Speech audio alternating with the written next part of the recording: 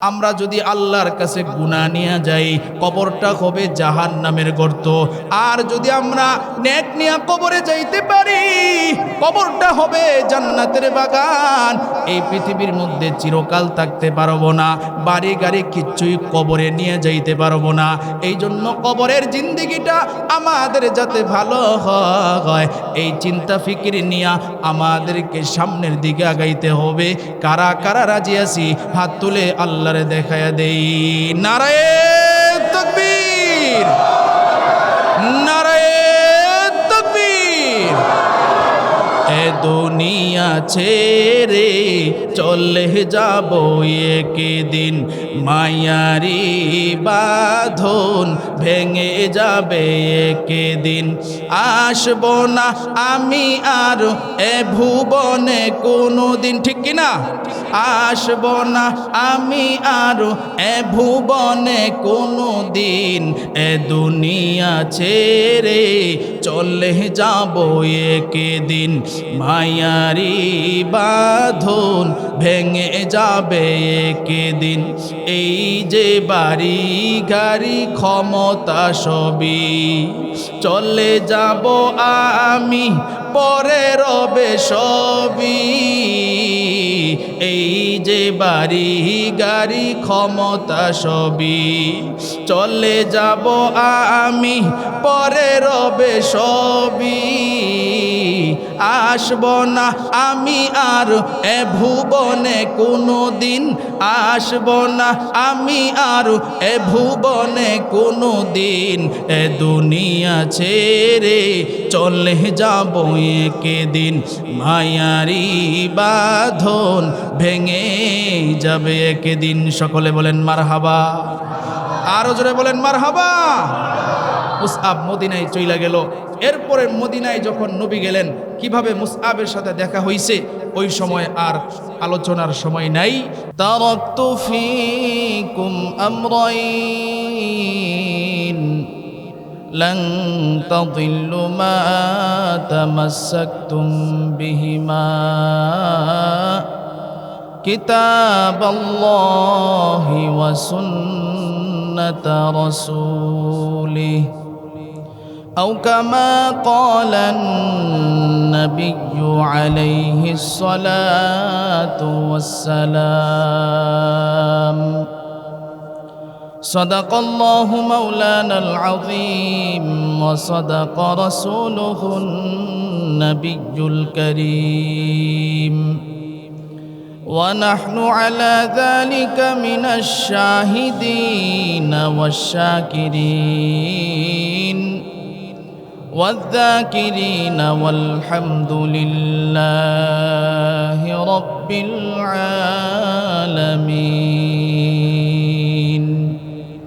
আমরা সকলেই নবীর মহব্বতে দুরূদ ইব্রাহিম পড়ি।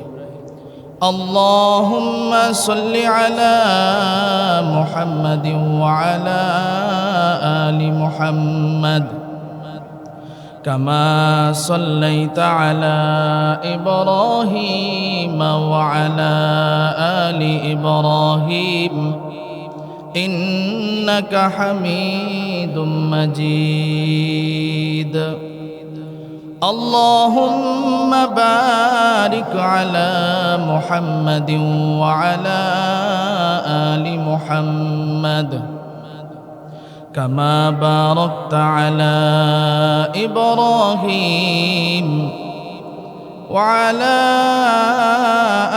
آل إبراهيم إنك حميد مجيد توحيدك أمانة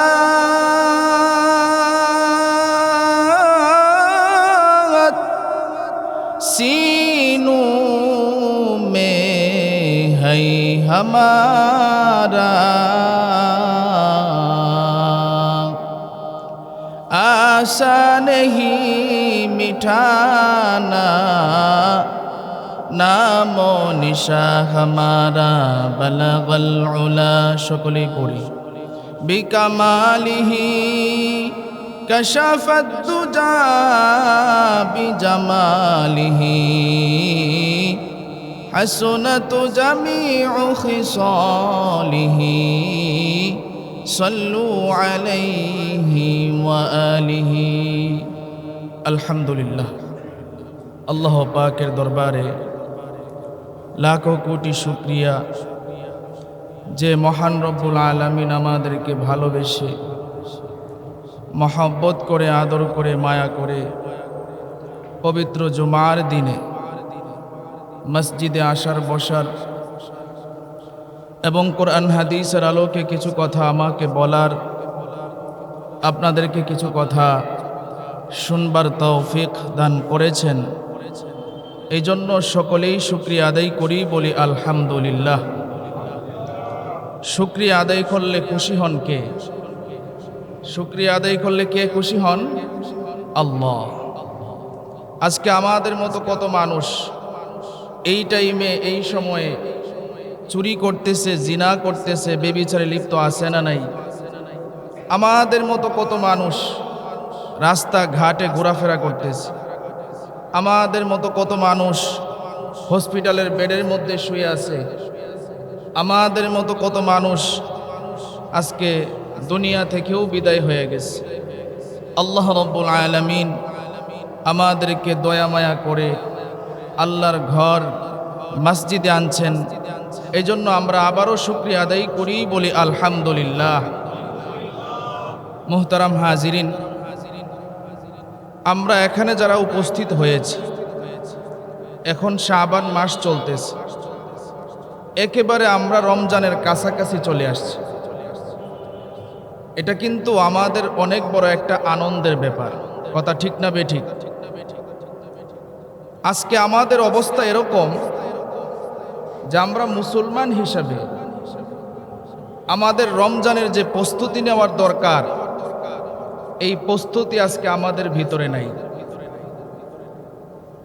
দেখবেন অনেক মানুষ এরকম আছে যারা ব্যবসা বাণিজ্য করে, তারা ব্যবসা বাণিজ্য রমজান মাসে কি করবে, কি মালামাল তুললে ব্যবসা ভালো হবে, ওইটার চিন্তা ভাবনা তার ভিতরে আছে। কিন্তু আমাদের যে রমজান মাস, যেই মাসটা আল্লাহ রাব্বুল আলামিন এত পরিমাণ নেকের কথা ঘোষণা দিছেন, এত ফজিলতের কথা বলছেন, এটার ব্যাপারে আমাদের আগ্রহ নাই, গুরুত্ব নেই। এর কারণ হচ্ছে আজকে আমাদের দামটাই আমরা বুঝি না, কথা ঠিক কিনা বলেন? আমাদের দাম যদি আমরা বুঝতাম, তাহলে আমাদের গুরুত্ব থাকতো সবচেয়ে বেশি যে সামনে রমজান মাস, আমাকে রমজানের রোজাগুলি সঠিকভাবে রাখতে হবে, রমজানের তারাবির নামাজগুলি সঠিকভাবে পড়তে হবে, আমাকে এমনভাবে তৈরি করতে হবে যেন রমজানে আমি আল্লাহর কাছে প্রিয় হইতে পারি।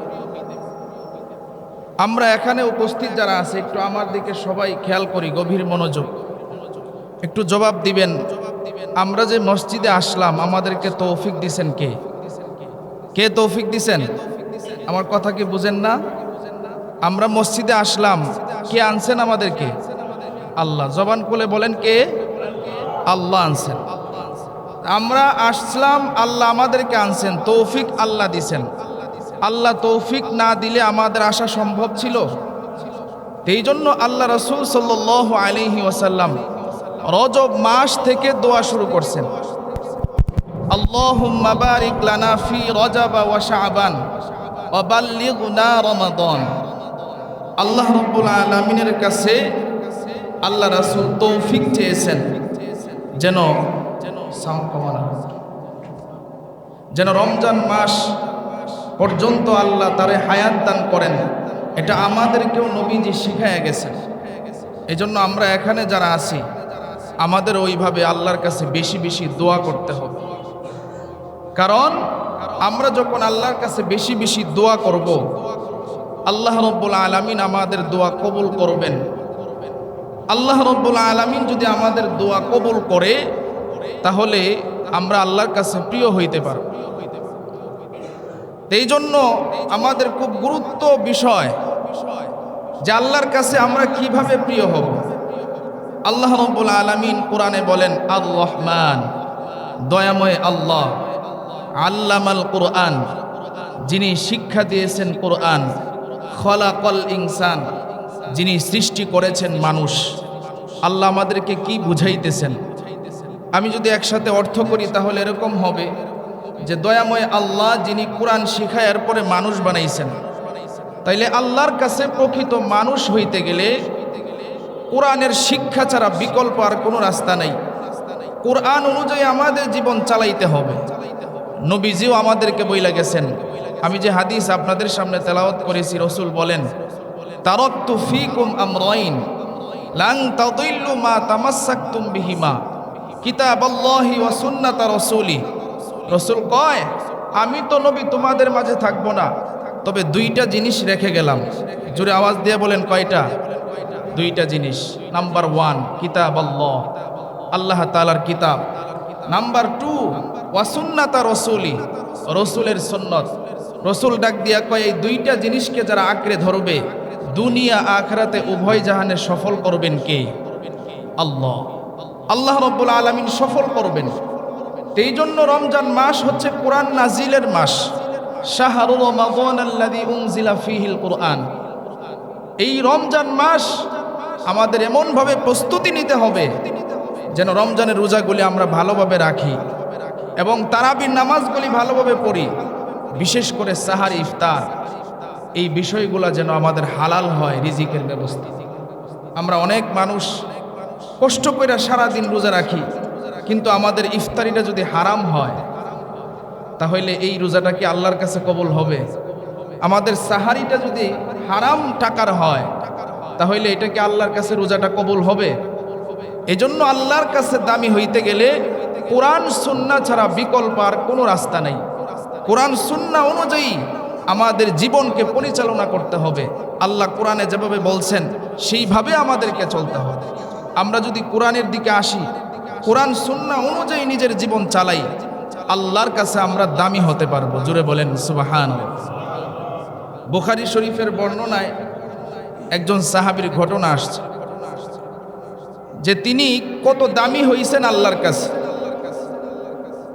আবু জাহেলের নাম শুনছেন আপনারা? আবু জাহেল গিয়া একদিন ওই সাহাবীরে বলতেছে, যেই সাহাবীর নাম হচ্ছে মুসআব ইবনে উমাইর।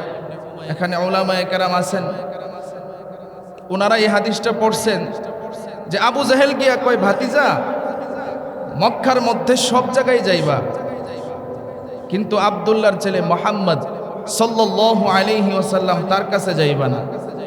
মুসআব ইবনে উমাইর চিন্তা করলো, ব্যাপার কি?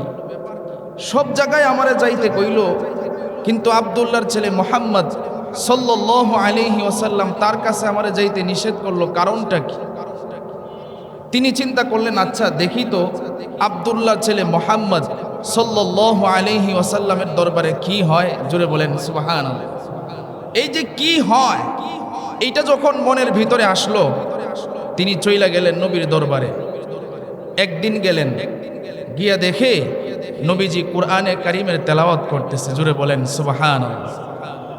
বিসমিল্লাহির রহমানির রহিম।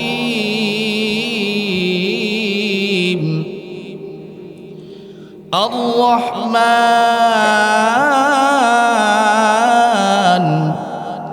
আল্লামাল কুরআন খালাকাল ইনসানা আল্লামাহুল বায়ান। আল্লাহু আকবার। গিয়া দেখে নবী কোরআনে কারীমের তেলাওয়াত করতেছে। মুসআব ইবনে উমাইর যখন নবীজির কোরআন তেলাওয়াত শুনলো, তিনি চোখের পানি পালায়া কান্দে আর চিন্তা করে এত সুন্দর করে কিভাবে তিনি তেলাওয়াত করেন, এত মজা। পৃথিবীর মধ্যে কত কিছু শুনলাম, কিন্তু এত মজা কোরআন তেলাওয়াতের মধ্যে। নবীর কোরআন তেলাওয়াত শুনে চোখের পানি পালায় কান্দে। এবার তিনি চিন্তা করলেন, মনে হয় আমার আবেগে চোখের পানি আসতেছে। তিনি চইলা গেলেন বাড়িতে।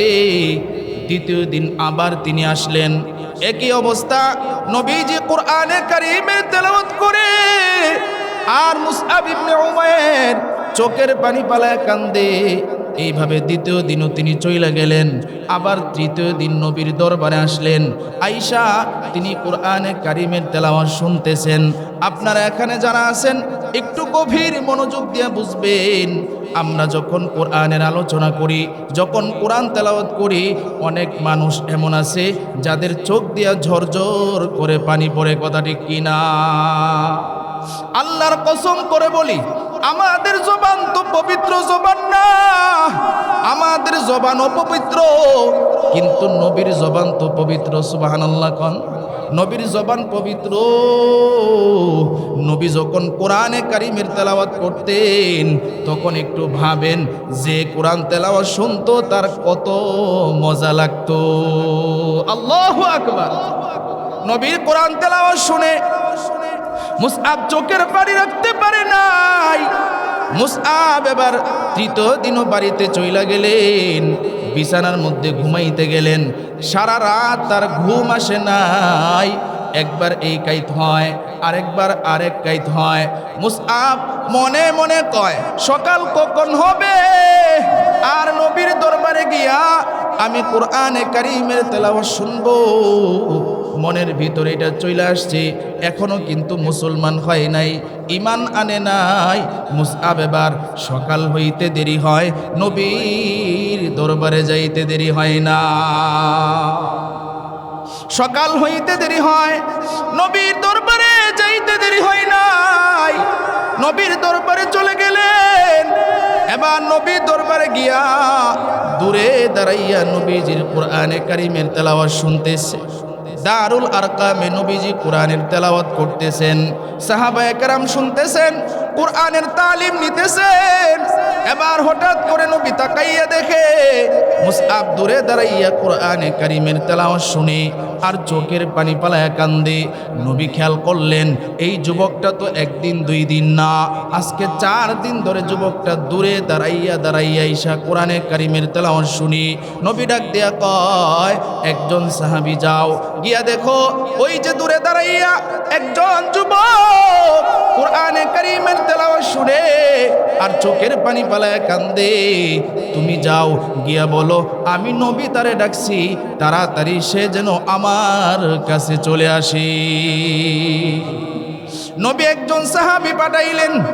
পাঠানোর পর সাহাবী গিয়া কয়, ও মুসআব ভাই, নবী তোমারে ডাকতেছে।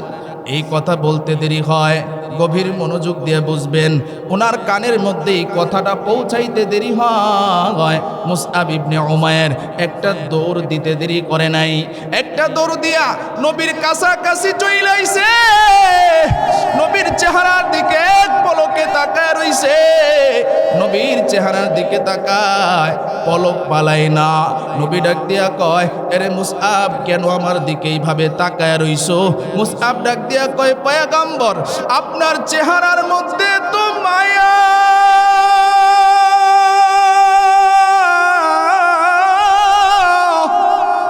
আপনার চেহারা এত সুন্দর, আপনার চেহারার দিকে যতই তাকাইয়া থাকি, দূর থেকে আপনারে দেখতেছিলাম, এত সুন্দর আপনার চেহারা। আপনার কাছাকাছি যখন আসলাম আমি আমার চোখের পলক আর পালাইতে পারি না। আল্লাহু আকবার। কারণ নবীর চেহারা ছিল সুন্দর। এই পৃথিবীর মধ্যে যত মানুষ আল্লাহ সৃষ্টি করেছেন, যত মাখলুকাত আল্লাহ সৃষ্টি করেছেন, সমস্ত মাখলুকাতের সৌন্দর্য যদি এক জায়গায় রাখা হয়, আমার নবীর সৌন্দর্য সব কিছুর চাইতে বেশি। আল্লাহু আকবার। আমার নবীর সৌন্দর্য সব চাইতে বেশি। একদিন আল্লাহর পয়গম্বরের দুধমা হালিমা, তিনি তার মার সাথে কথা কয়, আমেনার সাথে ডাক দিয়া কয়, আমেনা তোমার ছেলে মোহাম্মদ এত সুন্দর, এরকম সুন্দর ছেলে আমি কোনোদিন দেখি নাই। আমেনা ডাক দিয়া কয়, হালেমা তুমি তো থাকো গ্রামে, আমি থাকি শহরে, আমি পুরা শহরে এরকম কোনো সুন্দর ছেলে পাই নাই। সুবহানাল্লাহ। এমন কোনো সুন্দর ছেলে পাই নাই। এবার আমেনার হালেমা যখন কথা কয়, জিবরিল আলাইহিস সালাতু ওয়াস সালাম এই কথা শুনছে, মানুষের বেশ দইরা জিবরিল আলাইহিস সালাতু ওয়াস সালাম আইসা পড়ছে। আইসা আমেনার হালেমারে ডাক দিয়া কয়, ও আলেমার হালেমা একটু গভীর মনোযোগ দিয়ে শুনেন। আলেমা আমেনার হালেমা একটু শোনো, তোমরা যেই কথাগুলো বলতেছিলা একটু কথাটা আমারে বলো। বলে আমরা বলতেছিলাম এত সুন্দর সন্তান আমরা আর একটাও দেখি নাই। জিবরিল আলাইহিস সালাতু ওয়াস সালাম ডাক দিয়া কয়, তোমরা দুজন শোনো, আমারে আল্লাহ স্পেশাল একটা পাওয়ার দিছে। কি পাওয়ার? বলে পুরা পৃথিবী আমি সেকেন্ডের ভিতরে ঘুরতে পারি। পুরা পৃথিবী আমি সেকেন্ডের মধ্যে চক্কর দিতে পারি। ও আমেনা, পুরা পৃথিবী ঘুরে ঘুরে দেখলাম এত সুন্দর চেহারা অন্য কোনো শিশুর নাই। সুবহানাল্লাহ কোন মুহাম্মাদুর রাসূলুল্লাহ সাল্লাল্লাহু আলাইহি ওয়াসাল্লামের চেহারা এত সুন্দর চেহারা আমি আর কোনোদিন দেখি নাই। আল্লাহ ডাক দিয়া কয়, জিবরিল তোমার প্রশংসাও আমার নবীর ব্যাপারে হয় নাই, আমার মায়ার নবীর প্রশংসা আমার থেকে শুনো। আমি আল্লাহ লৌহে মাহফুজে সমস্ত সৃষ্টির অবয়ব টানায় রাখছি। সমস্ত সৃষ্টি একদিকে আর আমার বন্ধুর সৌন্দর্য আরেকদিকে। আমি সবচাইতে আমার বন্ধুরে সুন্দর কইরা বানাইছি। এই জন্যই তো নবীর চেহারা এত সুন্দর। নবীর জন্য মাছ পাগল, গাছ পাগল, এরপরে গর্তের বিষাক্ত সাপ পর্যন্ত পাগল। নবী যখন হিজরতে যায়, আবু বক্কর নবীজির সাথী হয়ে গেছে। আবু বক্করকে নবী ডাক দিয়া কয়, ও আবু বক্কর, শরীরটা বড় ক্লান্ত, আমার একটু ঘুমাইতে মন চায়, রেস্ট করতে মন চায়। এবার আবু বক্কর ডাক দিয়া কয়, ওগো পয়গম্বর, আমরা কোথায় একটু রেস্ট করব? এবার নবী ডাক দিয়া কয়, এই যে দেখো একটা হেরার গুহা, এই গুহার ভিতরে ঢুকো। আবু বক্কর নবীর নিয়ে হেরার গুহার ভিতরে ঢুকলেন। হেরার গুহার ভিতরে ঢুইকা আবু বক্কর হেরার গুহাটা পরিষ্কার করলেন। পরিষ্কার কইরা ডাক দিয়া কয়, পয়গম্বর, এই যে আমার উরাত, আমার রান, এই রানটা আপনার জন্য আমি বালিশ বানায়া দিলাম, আপনি আমার রানের মধ্যে ঘুমান। নবী ডাক দিয়া কয়, ও আবু বক্কর, তোমার শরীরটাও বড় ক্লান্ত দেখা যায়, তুমি কি একটু ঘুমাইবা না?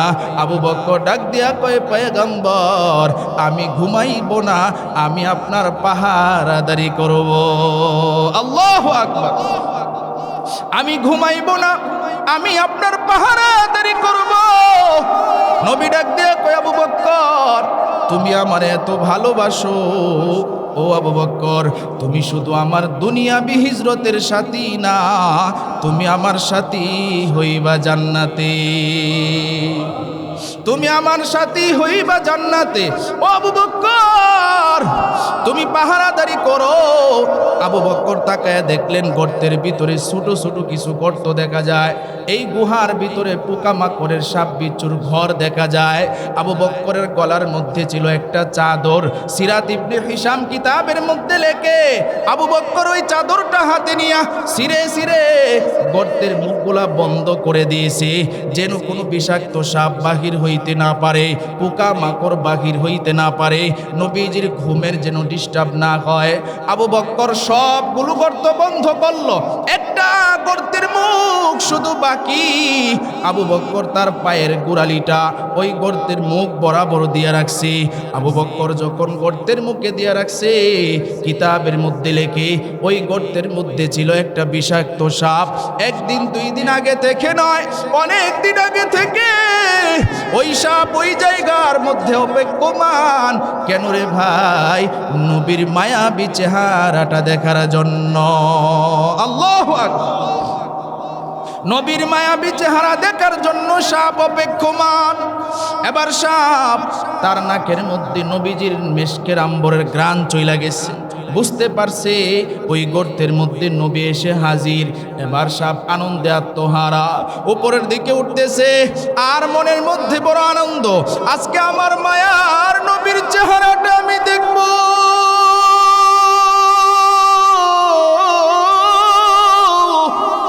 আমার মায়ার নবীর চেহারাটা দেখা আমার মনের আনন্দ লাগবে, আজকে আমার মনের আশাটা আমি পূরণ করব। এবার সাপ উপরের দিকে যখন উঠে, এবার মুখ বরাবর আইসা দেখি কে জানি মুখটা বন্ধ করে দিয়েছে। এবার সাপ নিচের দিকে যায় আর আল্লাহরে ডাক দিয়ে কয়, আল্লাহ আজকে কি আমার মায়ার নবীর চেহারাটা আমি দেখতে পারবো না? আল্লাহর কাছে এইভাবে সাপ কয় আর চোখের পানি পালায় কান্দে। এবার সাপ আরেকটা গর্ত দিয়ে যায়, আরেকটা গর্ত দিয়ে উঠে, এইভাবে প্রত্যেকটা গর্ত দিয়ে যখন উঠে, এবার আবু বকর যেই গর্তের মধ্যে পা দিয়ে রাখছে ওই গর্তের মুখ বরাবর যখন উঠছে, সাপ মুখ বরাবর যাওয়ার পরে দেখে একটা মানুষের পাও দেখা যায়। আবু বকর পা ধইরা রাখছে, সাপ তিনি আর চিনতে বাকি নাই। সাপ এবার চিন্তা করে এটা তো অন্য কোনো মানুষের পাও হতে পারে না, এটা নবীজির হিজরতের সাথে আবু বকরের পাও। আল্লাহু আকবার, আবু বকরের পাও। এবার সাপ তার মাথা দিয়ে ধাক্কা দেয় আর ডাক দিয়া কয়, আবু বকর ভাই তোমার পাটা একটু সরাও, আমি আমার মায়ার নবীর চেহারাটা একটু দেখব। আবু বকর তো সাপের ভাষা বুঝে না, আবু বকর পা সরায় না, কারণ মায়ার নবীর যদি ঘুমের ডিস্টার্ব হয়। এবার আবু বকর পা ধইরা রাখছি, সাপ বারবার ধাক্কা দেয়। আবু বকর চিন্তা করে না না আমার মায়ার নবীর কষ্ট হবে, আমি পা সরাবো না। এবার সাপ বারবার ধাক্কা দেওয়ার পরে যখন আবু বকর পা সরাই না, এবার সাপ কি করছে, আবু বকরের পায়ের মধ্যে কামড় বসায়া দিছে। আবু বকরের শরীরের মধ্যে বিষক্রিয়া শুরু হয়ে গেছে। আবু বকরের চেহারা ছিল লাল বর্ণের, আবু বকরের চেহারাটা নীল বর্ণের হয়ে গেছে। আবু বকর চোখের পানি পড়তেছে, এমন ভাবে চোখের পানি পড়তে পড়তে মায়ার নবীর চেহারা মুবারকের মধ্যে যখন পড়ছে, মায়ার নবীর চোখ খুইলা গেছে। আবু বকরের চেহারার দিকে তাকাইয়া দেখে আবু বকরের চেহারাটা নীল বর্ণের হয়ে গেছে। আবু বকর এবার নবীর দিকে তাকাইছে, নবী ডাক দিয়া কয়, ও আবু বকর তোমার চেহারাটা কেন নীল বর্ণের হয়ে গেছে?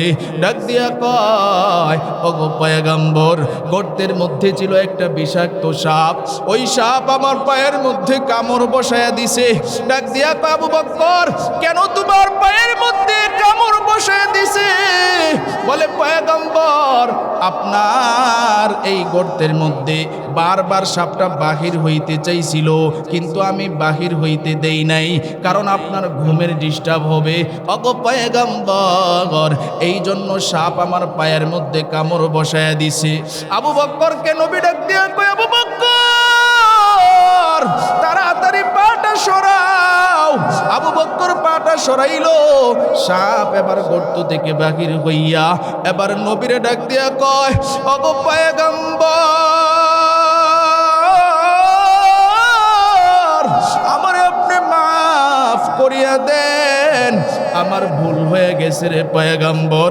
এবার নবী বিসমিল্লাহ পড়ে সূরা ফাতিহা তেলাওয়াত করে লালা মোবারক আবু বকরের যেই জায়গার মধ্যে কামড় দিয়েছে ওই জায়গার মধ্যে লাগাইতে দেরি হয়, আবু বকরের পায়ের ব্যথা বেদনা ভালো হইতে দেরি হয় না। ইমামুল আউয়ালিন আল আখিরিন বহরে সদকা রাহমাতাল লিল আলামিন।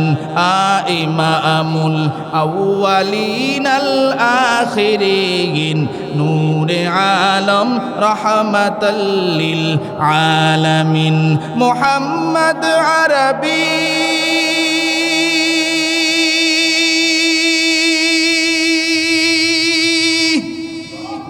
आइया नबी रस्ते पे शुआ आलम हुआ उसकी पैदा से उजाला, आलम हुआ उसकी पैदा से उजाला। शफीउल हुमम हमारा नबी रोज क़यामत शफाअत करेगा अल्लाह के पास गुनाहगार उम्मत, शफाअत करेगा अल्लाह के पास गुनाहगार उम्मत। केमन मायार नबी आमार, नबी आल्लाहर डाक दिया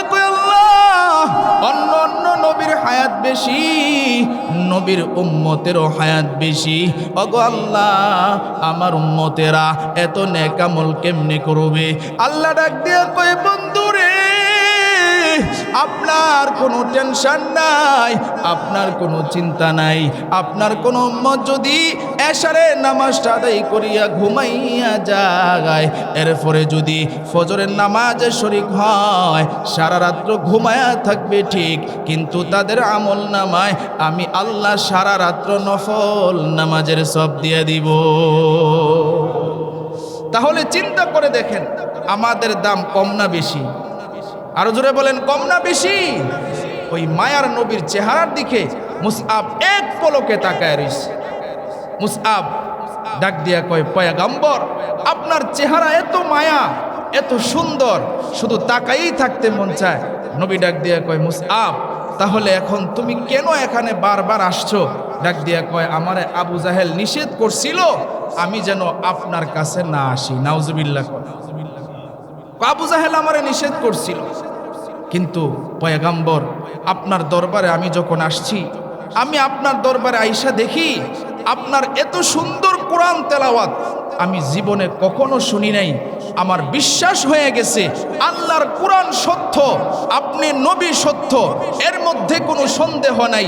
আমি আর দেরি করতে চাই না, আমার এক্ষুনি আপনি কালিমা পড়ায় মুসলমান বানায় দেন। জুড়ে বলেন সুবহানাল্লাহ। তাহলে চিন্তা করেন, নবীর হাতে হাত রেখে কালিমা পড়ে মুসলমান হয়েছে।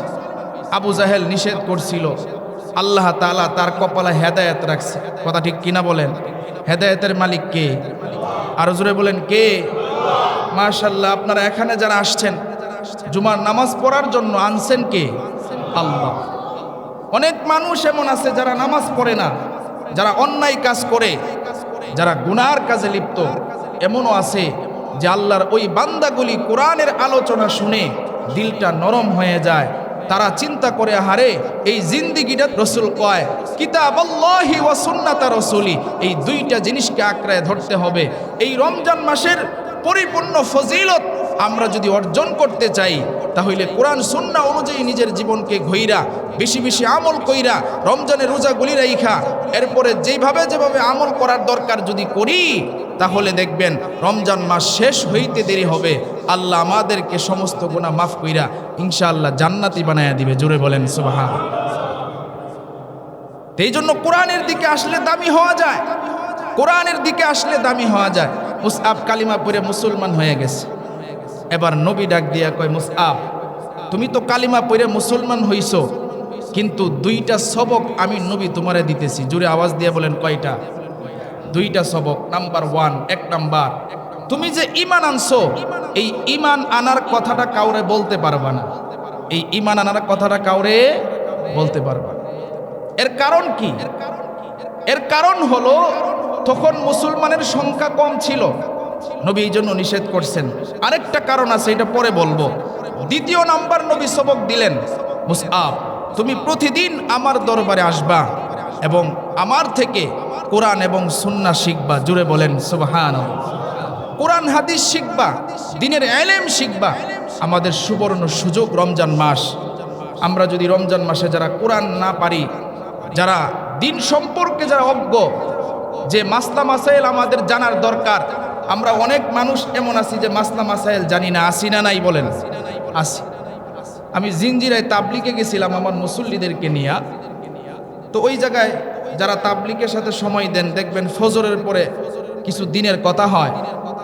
তো আমারে বলতেছে, হুজুর আপনি একটু ইস্তেকবালে দাঁড়ান, আপনি একটু বড় সড়ো আছেন, দেখা সম্মানে হইলেও বসবে। আমি বললাম আচ্ছা ঠিক আছে। এবার আমি দাঁড়াইলাম, এক মুরব্বী, বয়স মনে হয় 80+ হবে।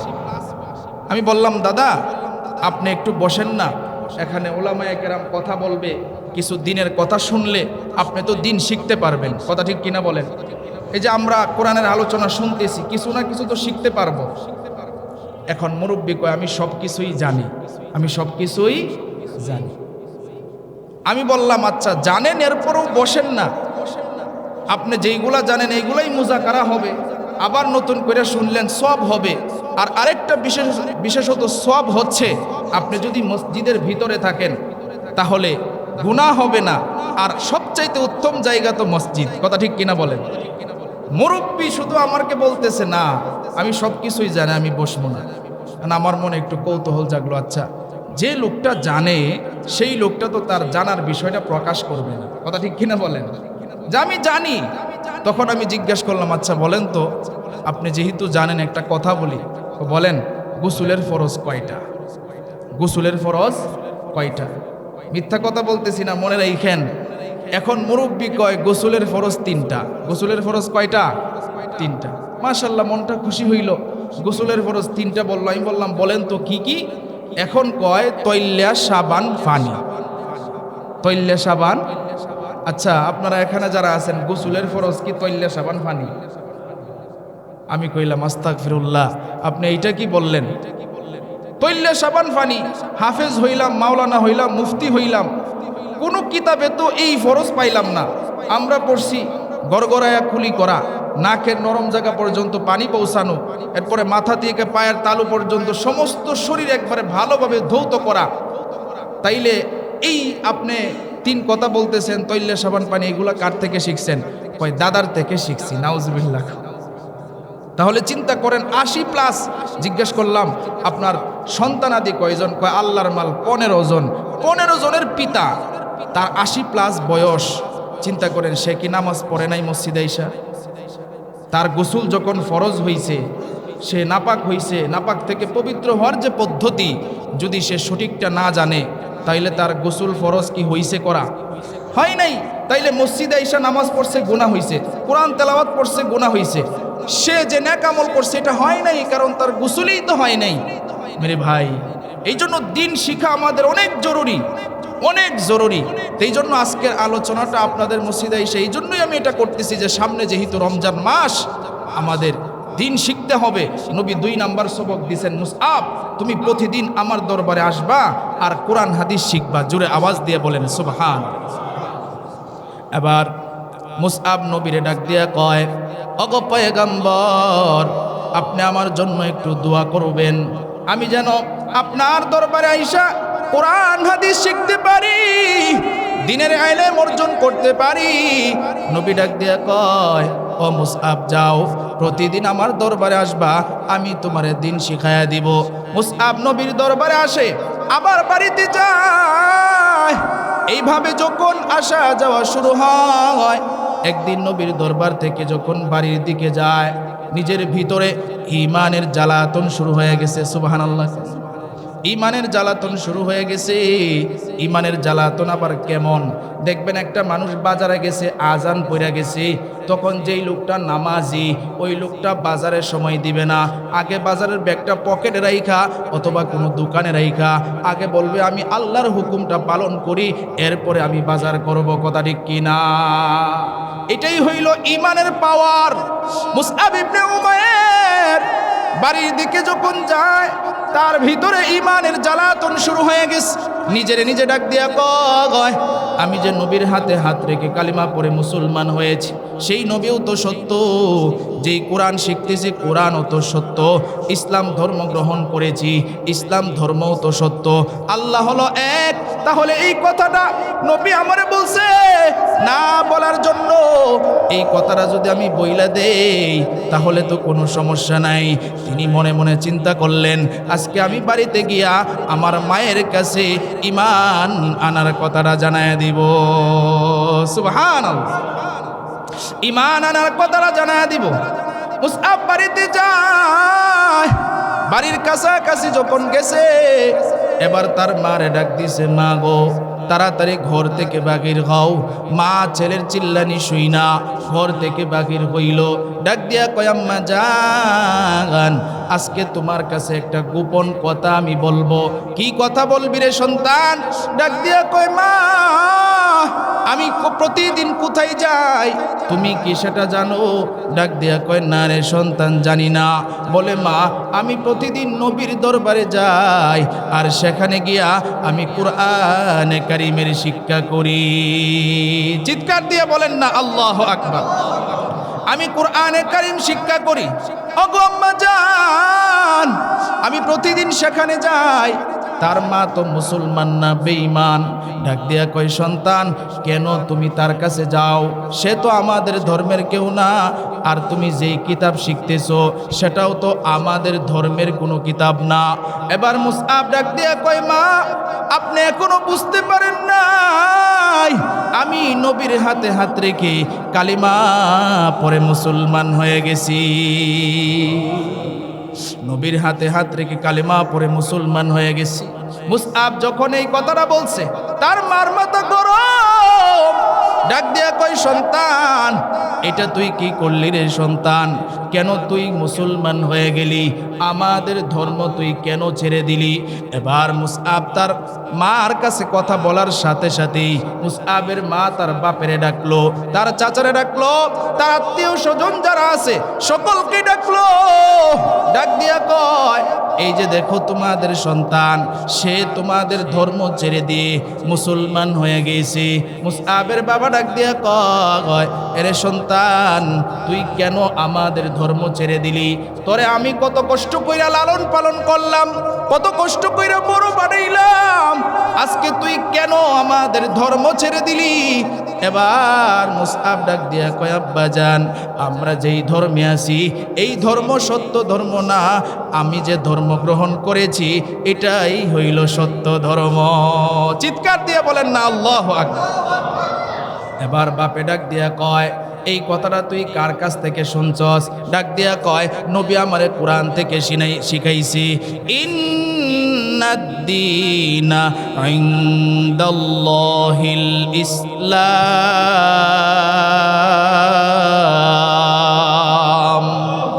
নবী আমারে কোরআন থেকে জানায় দিছে, নিশ্চয়ই আল্লাহর কাছে একমাত্র মনোনীত যেই ধর্ম, সেই ধর্মের নাম হইল ইসলাম। চিৎকার দিয়ে বলেন সুবহানাল্লাহ। এবার মুসআব তার বাপের এই কথা যখন বলে, বাপ ডাক দিয়া কয়, তোর কোনো কথা আমি শুনবো না, তুই আমাদের ধর্মে চলে আয়, তুই ঈমান ছেড়ে দে।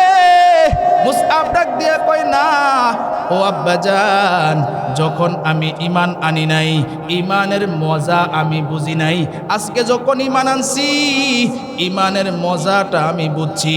ঈমানের যে কত মজা এটা আমি আগে বুঝি নাই, কোরআন তেলাওয়াতের যে কত মজা এটা আমি আগে বুঝি নাই, জিকির করার যে কত মজা এটা আমি আগে বুঝি নাই। এবার বাপে ডাক দিয়া কয়, তাড়াতাড়ি বল ঈমান ছেড়ে দিবে, আর না হয় কিন্তু তোরে আমি মেরে ফেলবো। এবার মুসআব ডাক দিয়া কয়, আব্বাজান মারলে মারতে পারবা, কিন্তু ঈমান ছুটাইতে পারবা না, ঈমান ছুটাইতে পারবা না। এবার মুসআব ডাক দিয়া কয়, আব্বাজান ঈমান আমি ছাড়বো না। এবার মুসআবের বাবা ডাক দিয়া কয় তার মারে, এই মুসআবের মা ঘর থেকে একটা শিকল নিয়ে আসো, একটা তালা নিয়ে আসো। ঘর থেকে একটা শিকল নিয়ে আসলো, একটা তালা নিয়ে আসলো। মুসআবের হাতের মধ্যে শিকল লাগায়া দিল, পায়ের মধ্যেও শিকল লাগায়া দিল। এবার মুসআবরে ডাক দিয়া কয়, এখনো সময় আছে, তোর এখনো সময় আছে, তুই ঈমান ছেড়ে দে। মুসআব ডাক দিয়া কয়, আব্বাজান জীবন চলে যাবে কিন্তু ঈমান ছাড়ব না। আল্লাহু আকবার। জীবন চলে যাবে কিন্তু ঈমান ছাড়ব না রে বাবা। এবার মুসআবরে একটা ঘরের ভিতরে ঢুকাইছে, ঘরের ভিতরে ঢুকাইয়া দরজার মধ্যে তালা লাগাইয়া দিছে। এবার মুসআবের মা ডাক দিয়া কয়, সন্তান আজকে থেকে তোর খাবার দাবার বন্ধ। ঘরের খাদেমারে ডাক দিয়া কয়, এ খাদেমা মুসআবরে আজকে থেকে খাবার দাবার দিবি না। মুসআব এবার ডাক দিয়া কয়, আম্মা জান রিজিকের মালিক তুমি না, রিজিকের মালিক হলো আমার আল্লাহ। আল্লাহু আকবার। রিজিকের মালিক হলো আমার আল্লাহ। নবী আমারে কোরআন থেকে শিখাইছেন, ওয়ামাইয়াত্তাকিল্লাহা ইয়াজআল লাহু মাখরাজা ওয়া ইয়ারযুকুহু মিন হাইসু লা ইয়াহতাসিব। মারে ডাক দিয়া কয়, আম্মা জান আল্লাহ রাব্বুল আলামিন বলে যে আল্লাহরে ভয় করে চলে, আল্লাহ তারে সম্মানের রিজিক দান করে, সম্মানের রিজিক দান করে। এবার মুসআবের মার কোনো কথা কয় না, চইলা গেছে। একটু গভীর মনোযোগ দিয়া কথাগুলো বুঝবেন। এবার মুসআব সেজদায় পড়ে গেছে, সেজদায় পড়ে আল্লাহরে ডাক দিয়া কয়, আল্লাহ আমার হাতের মধ্যে শিকল, আমার পায়ের মধ্যে শিকল, আমার দরওয়াজার মধ্যে তালা, এরপরও আমার অন্তরে দুঃখ না গাই। আমার একটাই মাত্র দুঃখ, আমি নবীর দরবারে যাইতে চাই আর আমি কোরআনে কারীমের তেলাওয়াত শিখতে চাই। আল্লাহু আকবার, আমি কোরআনের তেলাওয়াত শিখতে চাই। আল্লাহ ডাক দিয়ে কয়, ও ফেরেশতা তাকাইয়া দেখ, আমার বান্দার হাতের মধ্যে শিকল লাগানো, আমার বান্দার পায়ের মধ্যে শিকল লাগানো, দরওয়াজার মধ্যে তালা, এরপরও আমার বান্দা আমি আল্লাহরে ভুলে নাই। আমার নবীর আশিক, আমার কোরআনের কত পাগল, আমার বান্দা আমি আল্লাহর কাছে সাহায্য চাই। ও ফেরেশতা যা আমার বান্দারে গিয়া তাড়াতাড়ি সাহায্য কর। আমরা এখানে যারা আছি, মুসআব যে আল্লাহরে ডাকছে, আল্লাহ যেইভাবে সাড়া দিছি, আমরাও যদি আল্লাহরে ডাকি, আল্লাহ আমাদের ডাকে সাড়া দিবে কি দিবে না? আরো জোরে বলেন, দিবে কি দিবে না? আমরা তো আখিরি জামানার পয়গম্বরের উম্মত, আমাদের দাম তো বেশি। পয়গম্বর মুসা আলাইহিস সালাতু ওয়াস সালাম একদিন বৃষ্টির জন্য মাঠের মধ্যে নামাজ পড়তে গেছেন। নামাজ পড়া আল্লাহর কাছে হাত তুলছেন, আল্লাহ বৃষ্টি দাও, আমার উম্মতেরা বৃষ্টি পাইতেছে না, বড় কষ্ট হইতেছে। আল্লাহ ডাক দিয়ে কয়, হে মুসা আমি তোমার বৃষ্টি দিতে পারবো না। বলে কেন? বলে এই মজলিসে তোমার যারা উম্মত আছে এর মধ্যে একজন জিনাখোর আছে, এই জিনাখোর যদি মজলিসে থাকে আমি আল্লাহ তোমার দোয়া কবুল করব না। একটু চিন্তা করে আর ভাবেন, আল্লাহ ডাক দিয়ে বলছে মাত্র একজন জিনাখোর, জিনা করার কারণে আল্লাহ পয়গম্বরের দোয়া কবুল করে না। আজকে আমরা এখানে যারা আছি একটু ভাবি আর চোখটা বন্ধ করে একটু চিন্তা করি রে ভাই, আমাদের জীবনে কত রকমের গুনাহ হয়েছে, কথা ঠিক কিনা বলেন? কত রকমের গুনাহ হয়েছে। আলহামদুলিল্লাহ অনেক যুবক ভাই এমন আছে গুনাহ হয়ে গেছে, অন্যায় হয়ে গেছে, এটার জন্য তার ভিতরে অনুতপ্ত আসছে, সে বুঝতে পারছে আল্লাহর কাছে তওবা কইরা প্রিয় হয়ে গেছে, আছে না না? পয়গম্বর মুসা আলাইহিস সালাতু ওয়াস সালাম এবার আল্লাহর ডাক দিয়ে কয়, আল্লাহ আমি কিভাবে বুঝবো এখানে কোন লোকটা জিনাখোর? আল্লাহ ডাক দিয়া কয়, আরে মুসা তুমি এখানে বলো যেই লোকটা জিনাখোর আছে সেই লোকটা যেন ময়দান থেকে উঠে চলে যায়। পয়গম্বর মুসা আলাইহিস সালাতু ওয়াস সালাম এবার ডাক দিয়া কয়, এই জিনাখোর এখানে কে জিনা করেছো এখান থেকে ভেগে চলে যাও, আর না হয় কিন্তু আমি তোমার নাম আল্লাহর থেকে নিয়া তোমার নাম ধরে বলতে বাধ্য হব। এবার আপনারা একটু জবাব দিবেন, যেই লোকটা জিনা করেছে ওই লোকটার ভিতরে কি অবস্থা শুরু হয়েছে? ওই লোকটা এবার চিন্তা করে, হায় হায় আমি তো জিনাখোর, আমি তো জিনা করে ফেলেছি, এখন সকলের সামনে আমি যদি উঠে চলে যাই গ্রামের মানুষ সবাই বুঝে ফেলবে আমি জিনাখোর।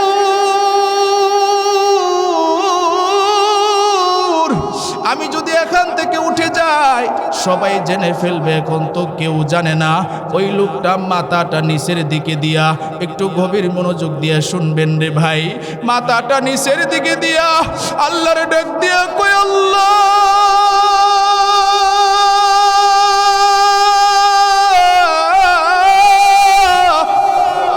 আমি যে জিনাখোর, আমি জিনা করেছি এটা এলাকার কেউ জানে না, আমার ভাইও জানে না, আমার বোনও জানে না, আমার বিবিও জানে না, আমার সন্তানও জানে না।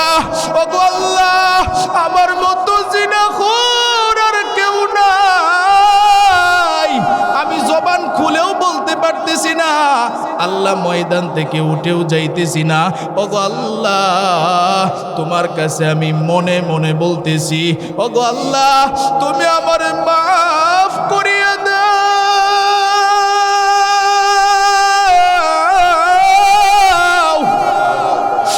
এইভাবে যখন আল্লাহরে ডাকে, আল্লাহ রাব্বুল আলামিন তার ডাক শুনছে। পয়গম্বর মুসা আলাইহিস সালাতু সালাম আসমানের দিকে তাকাইয়া দেখে আসমানটা কালো হয়ে গেছে, বৃষ্টির ফুটা পড়া শুরু হয়ে গেছে। আল্লাহরে ডাক দিয়ে কয়, আল্লাহ তুমি না বলছো এখানে জিনাখোর আছে, জিনাখোর। বলে মুসা, আমি বলছিলাম জিনাখোর আছে, যেই জিনাখোরের কারণে আমি আল্লাহ বৃষ্টি দিছিলাম না, ওই জিনাখোরের ডাকে আমি আল্লাহ এখন বৃষ্টি দিয়ে দিছি। চিৎকার দিয়ে বলেন আল্লাহু আকবার। আমরা এখানে যারা আছি, আমরাও যদি আল্লাহরে ডাকি তাহলে আমাদের ডাক আল্লাহ শুনবে কি শুনবে না? আরো জোরে বলেন, শুনবে কি শুনবে না? এই জন্য আমরা মসজিদের ভিতরে যারা আছি, আসমানের দিকে আমরা ডান হাতটা উঠাইয়া একটু আল্লাহরে ডাক দেই না? আল্লাহ। সকলে একবার ডাক দেন না আল্লাহ। আরো জোরে ডাক দেন না আল্লাহ। আরো জোরে ডাক দেন আল্লাহ। ওগো আল্লাহ, সকলের ডাকগুলাকে কবুল করো। সকলেই বলেন আমিন। আরো জোরে বলেন আমিন। এবার মুসআব ইবনে উমাইর আল্লাহরে ডাকি। মুসআব ইবনে উমাইরের ডাকে আল্লাহ সাড়া দিয়া ফেরেশতা পাঠায়া দিলেন। এবার আল্লাহ ডাক দিয়া কয়, ও ফেরেশতা তুমি যাও, আমি এদিকে মুসআবের মার মনটা নরম করে দিতেছি। সুবহানাল্লাহ। মুসআবের মার মনটা আল্লাহ নরম করে দিলেন। এবার মুসআবের মারে আল্লাহ যখন মনটা নরম করে দিয়েছি, মুসআবের মার ভিতরে সন্তানের কথা স্মরণ হয়ে গেছি। মনে মনে এমনভাবে স্মরণ হয়েছে, কারণ নিজের পেটের মধ্যে সন্তান ধারণ করেছে, এই সন্তানরে আজকে ঘরের ভিতরে আটকায় রাখছে। এটা তো মার একটা কষ্ট আছে না নাই? আরো জোরে বলেন, আছে না নাই? সন্তানের একটা কষ্ট মনের ভিতরে আল্লাহ ঢুকাইয়া দিয়েছেন। এবার সন্তানের কথা মনে হওয়ার সাথে সাথে চিন্তা করলো, অনেক দিন ধরে আমার সন্তানটারে দেখি না। যেই সন্তানরে একবার না দেখলে আমি মা থাকতে পারি নাই, যেই সন্তানটারে একবার না খাওয়াইলে আমি মা খাইতে পারি নাই। একটাই মাত্র সন্তান, কিতাবের মধ্যে লেখে, বুখারীর বর্ণনায়, একটাই মাত্র সন্তান। এই সন্তানের কথা মনে হওয়ার পরে চাবিটা হাতে নিয়া এবার যেই ঘরের মধ্যে মুসআব বন্দি, এই ঘরের দিকে রওনা হয়েছেন। যেই ঘরের মধ্যে বন্দি, ওই ঘরের জানালার পাশে গিয়া দাঁড়াইছেন। মুসআবের মা জানালার পাশে দাঁড়াইয়া দেখি মুসআব সেজদায় পড়ে রবের নিকটে কাঁদে। সেজদায় পড়ে রবের নিকটে কাঁদে আর ডাক দিয়ে কয়, আল্লাহ আমার হাতের মধ্যে শিকল, আমার পায়ের মধ্যে শিকল, ঘরের দরওয়াজার মধ্যেও তালা। ওগো আল্লাহ, আমার অন্তরে কোনো দুঃখ নাই, একটাই মাত্র দুঃখ, আমি নবীর দরবারে যাইবার চাই আর কোরআনে কারীমের তেলাওয়াত শিখতে চাই। এই কথা বলে আর রবের নিকটে কাঁদে। মুসআবের মা সন্তানের কান্না যখন শুনে, পৃথিবীর মধ্যে এমন কোনো মা নাই যেই মা সন্তানের কান্না শুনে নিজে চোখের পানি রাখতে পারবে। কথা ঠিক কিনা বলেন? সন্তানের কান্না শুনে মা চোখের পানি রাখতে পারে না। এবার মুসআবের মাও কাঁদে, মুসআবও কাঁদে। হঠাৎ করে মার কান্নার আওয়াজটা বেড়ে গেল মুসআবের কানের মধ্যে। মুসআবের মার কান্নার আওয়াজটা ঢুকে গেল। এবার মুসআবের মা কান্না করতেছে, মুসআবের কানে আওয়াজটা চলে গেছে। মুসআব মাথা ভাসাইয়া চিন্তা করে, ব্যাপার কি, আমার মার কান্নার আওয়াজের মতো কোথা থেকে কান্না আসে? এবার মুসআব তাকাইয়া দেখে তার মা জানালার পাশে দাঁড়ায়া চোখের পানি ফালায়া কান্দে, চোখের পানি ফালায়া কান্দে। এবার মুসআব তার মারে ডাক দিয়ে কয়, ওগো আম্মা জান, তুমি কেন এখানে আসছো? তোমার মতো পাষাণ মা তো আর পৃথিবীর মধ্যে কেউ নেই। যেই সন্তানরে পেটে ধারণ করেছো, ওই সন্তানরে আজকে নিজের হাতে শিকল লাগাইয়া ঘরের ভিতরে তালাবদ্ধ করে রেখেছো। ওগো আম্মা জান, তোমার চেহারা আমি দেখতে চাই না, তুমি এখান থেকে চলে যাও। মুসআবের মা ডাক দিয়া কই, সন্তান আমারে আর দুঃখ দিবি না, আজকে তুই আমার কাছে যা বলবি আমি তোর সব কথা মেনে নিব। সাহায্য করেছেন কে? আরো জোরে বলেন কে? কোটি টাকার মালিক দেখো অভাব হয় না দূর, গরিবে ঘুমায় আরাম করে মনটা বাহাদুর। ফেরাউনের লাশটা দেখো মিশর জাদু ঘরে, খায় না মাটির পোকা মাছি সবাই ঘৃণা করে। হৃদয়ে থাকিবে যার নম্রতা সদা, রহমত আসিবে সেটা প্রভুর ওয়াদা। বড়র বড়াই থাকলে দিলে রহমত আসবে না, নিজেকে নিজে ছোট মনে করিও সদা। উঁচু জমিন থেকে পানি নিজ জমিনে জাগায়, তেমনি খুদার রহমত আসে নমরুদেরই দায়। ভোগবিলাসের বাড়ি গাড়ি পরে হেরবে সব, থাকতে সময় স্মরণ করো আল্লাহ আমার রব, থাকতে সময় স্মরণ করো আল্লাহ আমাদের রব। আমাদের রব কি? আরো জোরে চিৎকার দিয়ে বলেন আমাদের রব কে?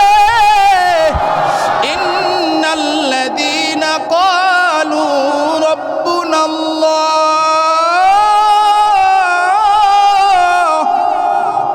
সুম্মা ইসতাকামু ফালা খাউফুন আলাইহিম ওয়ালা হুম ইয়াহজানুন।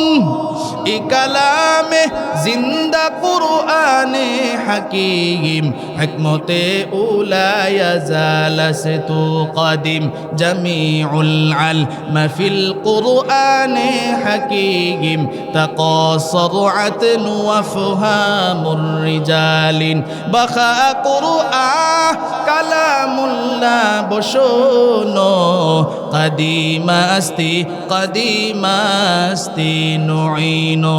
আল্লাহু আকবার বলেন, আরো জোরে আওয়াজ দিয়ে বলেন আল্লাহু আকবার। এবার মুসআবের মা কয়, সন্তান তুই আজকে আমারে যা বলবি আমি তোর কথাই শুনব। এবার মুসআব ডাক দিয়া কয়, আম্মা জান আমি আপনারা আগে যা বলেছিলাম এখনো আমার একই কথা, আমি নবীর দরবারে যাইবার চাই আর কোরআনে কারীম শিক্ষা করতে চাই। এবার মা ডাক দিয়া কয়, সন্তান আজকে আর তোরে আমি বাধা দিব না, এই যে আমি চাবি দিয়ে তালা খুলে দিলাম, মুসআবের শিকল খুইলা দিল, ঘরের দরওয়াজার তালাও খুইলা দিল। বুখারীর বর্ণনায় আসছে মুসআবের তালা খুলতে দেরি হয়, মুসআব একটা দৌড় মারতে দেরি হয় না, কারণ নবীর জন্য মনটা বড় পাগল। অনেক দিন ধরে নবীর মায়াবী চেহারাটা দেখতে পারে না।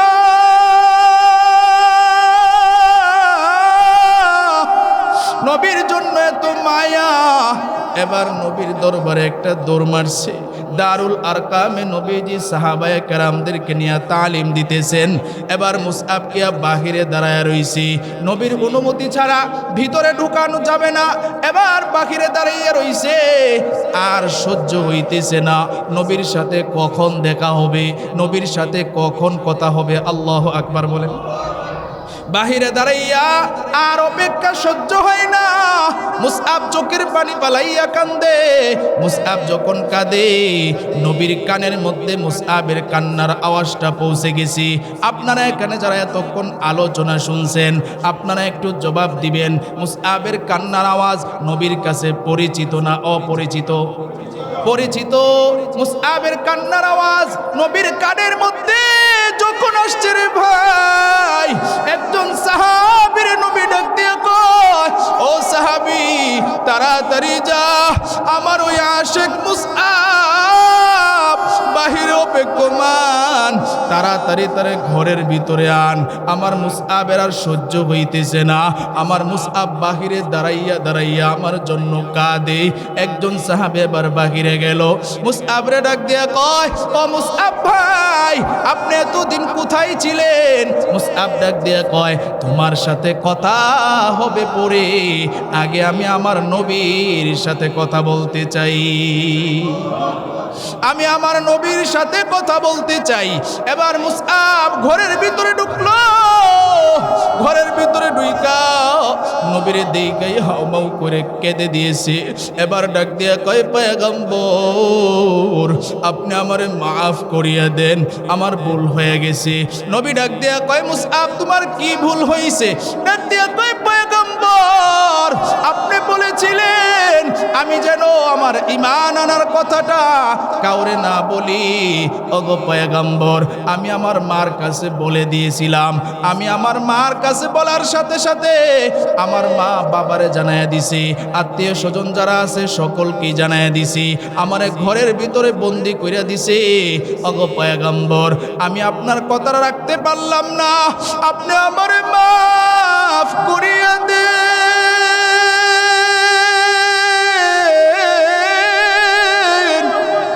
নবী ডাক দিয়া কয়, আরে মুসআব, আমি তোমারে কেন এই কথাটা বলছিলাম এইটা তো তুমি জানো না। আরে মুসআব, আমি তোমারে পরীক্ষা করার জন্য বলছিলাম। আমি নবী দেখছিলাম তোমার কোরআন শিক্ষা করার কারণে তোমার ঈমানটা কত মজবুত হয়। আরে মুসআব, তোমার ঈমান মজবুত হয়েছে, তুমি আল্লাহর পরীক্ষায় পাস। আরে মুসআব, তোর জায়গা আমার পায় না রে মুসআব, আয় আয়, তোর জায়গা হইল আমার বুকে। আল্লাহু আকবার। মুসআব রে বুকে জড়াইয়া নবীও কাঁদে, মুসআবও কাঁদে। ডাক দিয়া কয়, পয়গম্বর, আপনারে ছাইরা আমি আর কোনোদিন কোথাও যাব না। মুসআব নবীরে বলে, ওগো পয়গম্বর, আমি আর বাড়িতে যাব না, আপনার কাছেই থেকে যাব। নবী ডাক দিয়া কয়, মুসআব, যা যা, তোর বাড়িতে যাওয়া লাগবে না, এক্ষুনি তুই মদিনার দিকে হিজরত কর। আল্লাহু আকবার। এক্ষুনি তুমি মদিনার দিকে হিজরত করো। মুসআব ডাক দিয়া কয়, পয়গম্বর, আমি যদি মদিনায় যাই, আপনি থাকবেন মক্কায়, তাহলে আমি কিভাবে আপনারা না দেখে থাকবো? নবী ডাক দিয়া কয়, মুসআব, টেনশনের কোনো কারণ নাই, কিছুদিন পরে আমিও মদিনায় আসতেছি। জোরে বলেন সুবহানাল্লাহ। নবীজি যখন এই কথা বলছে, মুসআব সান্ত্বনা পাইছে। নবী ডাক দিয়া কয়, মুসআব, এমনি এমনি আমি তোমার মদিনায় পাইতে পারলাম না, মদিনা দেখতে পারলাম না। আমি অসহায় তাই এত দূরে রই, আমি অসহায় তাই এত দূরে রই, শুধু সালাম জানাই, মদিনা যাইতে পারলাম না, মদিনা দেখতে পারলাম না।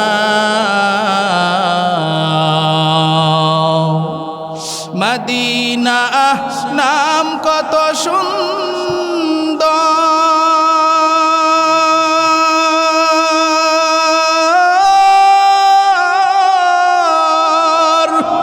মদিনা কেড়েছে অন্তর। পাখির নেই ডানা থাকলে, পাখির নেই ডানা থাকলে যেতাম মদিনায়, মদিনা যাইতে পারলাম না, মদিনা দেখতে পারলাম না। মদিনা নাম কত মধু,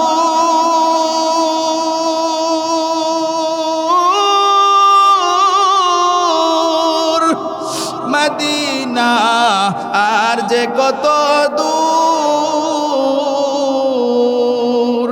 সেই মদিনার পথের ধুলি আমি মাখতে পারলাম না মদিনা যাইতে পারলাম না মদিনা দেখতে পারলাম না আমি অসহায় তাই এত দূরে রই আমি অসহায় তাই এত দূরে রই শুধু সালাম জানাই মদিনা যাইতে পারলাম না মদিনা দেখতে পারলাম না আরবে রয় পুবাল হাওয়া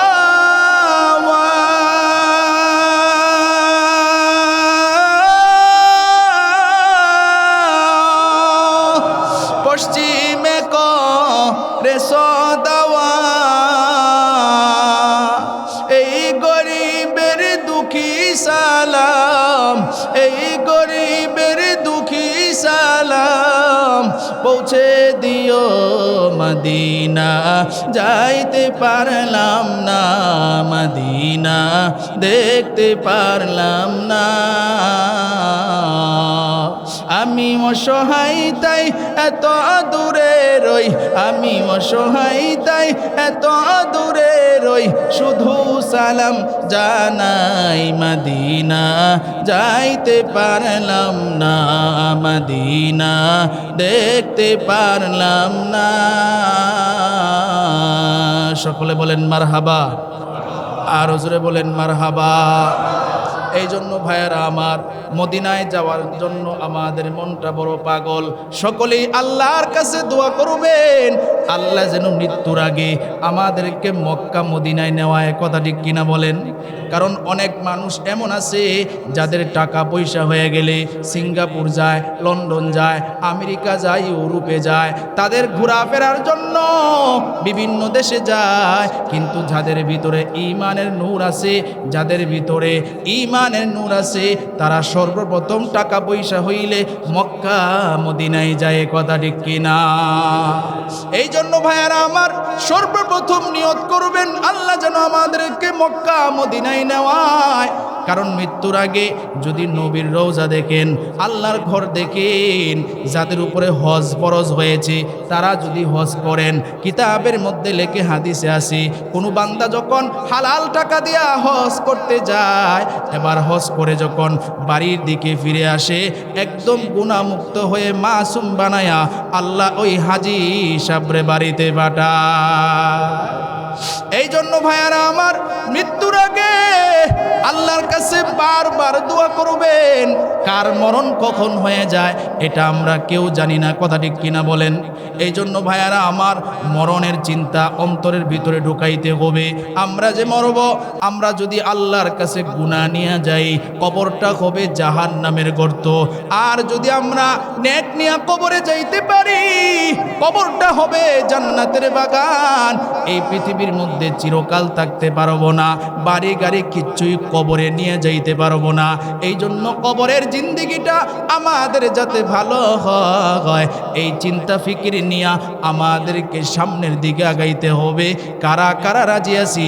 হাত তুলে আল্লাহরে দেখায়া দেই নারায়ে তাকবীর নারায়ে তাকবীর এ দুনিয়া ছেড়ে চলে যাব একদিন মায়ারি বাঁধন ভেঙে যাবে একদিন আসব না আমি আর এ ভুবনে কোনোদিন ঠিক কিনা আসব না আমি আর এ ভুবনে কোনোদিন এ দুনিয়া ছেড়ে চলে যাব একদিন মায়ারি বাঁধন ভেঙে যাবে একদিন এই যে বাড়ি গাড়ি ক্ষমতা সবই চলে যাব আমি পরে রবে সবই এই যে বাড়ি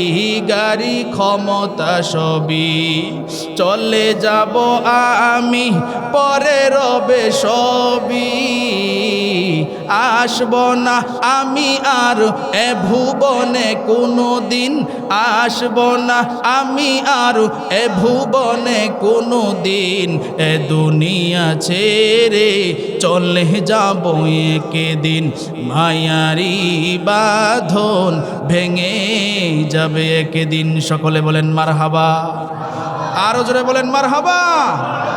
মুসআব মদিনায় চইলা গেল। এরপরে মদিনায় যখন নবী গেলেন, কিভাবে মুসআবের সাথে দেখা হইছে ওই সময় আর আলোচনার সময় নাই। যেহেতু আজকে জুমার দিন, আমাকে বলা হয়েছে যে আপনাদের এখানে দুইটাই নামাজ হবে, আপনারা সুন্নত পড়বেন, এরপরে খুতবা আছে, এই জন্য এখানে আলোচনা সমাপ্ত করব। তবে এর আগে আমি আপনাদের কাছে একটু বলতে চাই ভাইয়ারা আমার, এই যে আমি এতক্ষণ আলোচনা করলাম, আমি যেটা আপনাদেরকে বুঝাইতে চাইলাম, আল্লাহ বলছেন আর রহমান, দয়াময় আল্লাহ, আল্লামাল কুরআন, যিনি শিক্ষা দিয়েছেন কুরআন, খলাকল ইনসান, যিনি সৃষ্টি করেছেন মানুষ। আল্লাহ বলতেছেন আল্লাহর কাছে প্রকৃত মানুষ হইল তারা, দয়াময় আল্লাহ যিনি কুরআন শিখায়ের পরে মানুষ বানাইছেন। এই জন্য সামনে কুরআন নাজিলের মাস রমজান মাস, এই রমজান মাসে আমরা যারা কুরআন না পারি, আমরা যারা মাসলা মাসাইল না জানি, দিনের উপরে চলার জন্য যতটুকু প্রয়োজন নবী তো বইলেই দিছে, তলাবুল ইলমি ফরিদাতুন আলা কুল্লি মুসলিম, প্রত্যেকটা মুসলমান নরনারীর উপরে এতটুকু দিন, এতটুকু ইলম শিক্ষা করা ফরজ, যতটুকু তার দিনের উপরে চলার জন্য প্রয়োজন। ভাইয়ারা আমার, আমরা এগুলা ইনশাল্লাহ শিখব। রসুল বলছেন দুইটা জিনিসকে আঁকড়ায় ধরতে হবে, তারাকতু ফিকুম আমরাইন লান তাদিল্লু মা তামাসসাকতুম বিহিমা কিতাবাল্লাহি ওয়া সুন্নাত রাসূলি। এই কিতাব আল্লাহর কুরআন এবং নবীজির সুন্নত বা হাদিস, এই দুইটা জিনিসকে যদি আমরা আঁকড়ে ধরি, দুনিয়া আখিরাতে সফল কাম হইতে পারবো ইনশাআল্লাহ। সফল কাম হওয়ার জন্য যেই শ্রেষ্ঠ মাস, আল্লাহর কাছে প্রিয় হওয়ার জন্য যেই শ্রেষ্ঠ মাস, যেই মাসের ইবাদত বন্দেগীর রোজার একবারে আল্লাহ তাআলা নিজের কুদরতি হাতে আমাদেরকে পুরস্কার দিবেন, এই মাসের নামেই হচ্ছে রমজান মাস। জুড়ে বলেন সুবহানাল্লাহ। এই জন্য রমজান মাস সামনে, আমরা ইনশাআল্লাহ কোরআন শিখার চেষ্টা করব তো ইনশাআল্লাহ, মাসলা মাসাইল শিখার চেষ্টা করব তো ইনশাআল্লাহ। এরপরে যারা পারি কোরআন, তারা প্রতিদিন ইনশাআল্লাহ কোরআন তেলাওয়াত করে পুরা রমজান মাসে যদি না হয় কমপক্ষে একটা খতম দিব, রাজি আছি তো ইনশাআল্লাহ। একটা কোরআনের খতম যদি আমরা দেই, নবী বলেন 70টা কোরআন খতমের সওয়াব। আর একটু জোরে কইতেন না সুবহানাল্লাহ। তাহলে যারা আমরা কোরআন পারি, তারা আমরা কোরআন শরীফ খতম দিব। আমরা যারা কোরআন শরীফ পড়তে না পারি, তাদের জন্য কিন্তু সুযোগ আছে ভাই। কিভাবে সুযোগ? আমরা যদি সূরা ইখলাস অর্থাৎ কুল হুয়াল্লাহ সূরা আমরা পারি কি পারি না, এই কুল হুয়াল্লাহ সূরা যদি আমরা 3 বার পড়ি, কয়বার? বিসমিল্লাহ সহ 3 বার পড়লে রসুল কয় 3 বার পড়লে 30 পারা কোরআন খতমের সওয়াব।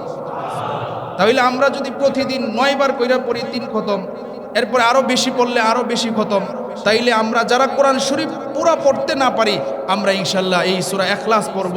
মনে করেন আমি পুরা কোরআন শরীফ পড়তে পারি না, শুধু সূরা ইয়াসিন পারি, সূরা ইয়াসিন যদি কোনো ব্যক্তি একবার তেলাওয়াত করে 10 খতম কোরআন শরীফ পড়ার সওয়াব। তাহলে ভাইয়ারা আমার, রমজান মাসে পড়লে প্রত্যেকটা ইবাদতে 70 গুণ আল্লাহ বাড়ায়া দিবেন। এবং হাদিসের মধ্যে এটাও আছে 70 গুণ থেকে 700 গুণ পর্যন্ত আল্লাহ নেকি বাড়ায়া দিবেন। জুড়ে বলেন সুবহানাল্লাহ।